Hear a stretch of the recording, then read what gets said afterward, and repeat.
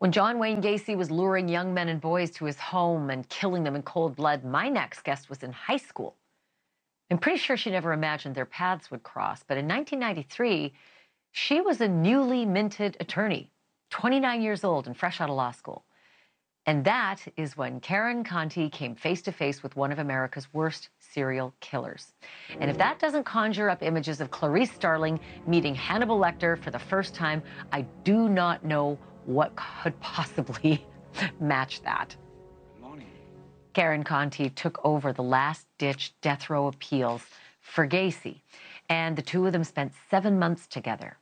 Karen Conti has now been a lawyer for almost 40 years, both as a trial attorney and as a professor. She's the author of Killing Time with John Wayne Gacy, and I'm so happy to say she is live with me right now.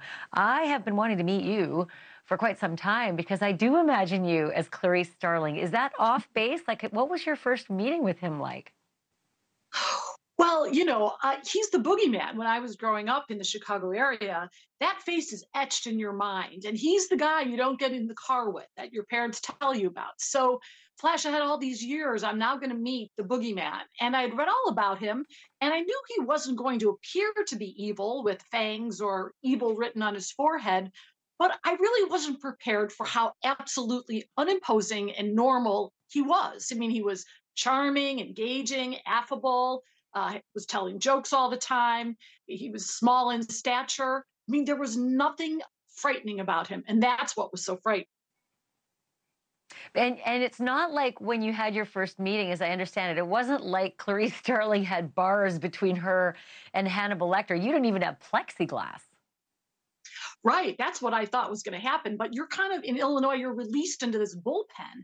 And there's Gacy standing there, and he's bad enough. He killed 33. But then there are all the people on death row who have killed all kinds of people under horrible circumstances, and they're all walking around free range. And while I knew Gacy was compartmentalized, meaning he wasn't going to hurt me, first of all, I wasn't his type. And second of all, he could control himself. He needed me. He wanted something from me. But those other people, some of whom were psychotic, those people I was a little frightened of, to tell you the truth. So I got a letter from the Happy Face Killer. I read it on the air last night. And in it, he kind of referred to me as like a busybody woman reporter. And I could see how derogatory he was towards women. But I'm getting the impression from what I read in your work that he revered women, and he actually treated you very respectfully. It must have just been the men and boys that he hated. It was shocking to me, and because as women back then, starting almost 40 years ago, I really wasn't treated very very well as a woman. But Casey was very respectful. He would stand up when I walked in. He was kind to me, called me dollface. And what was interesting is he was softer with me and he listened to me. And with men, he was very aggressive and oppositional. But I really chalk that up to the fact that his father was abusive and was not very nice to him. But he loved his mother, his two sisters. He was married twice and he got along with his wives. So I think that I was able to get things done with him in a way that the men couldn't because of our relationship. And you know what? We represent bad people all the time. So, I mean, I represent people who beat their children and companies that poison the water. And so, I mean, I take my clients as they are, but I have to be engaged with them in order to get my job done. And I was with Gacy.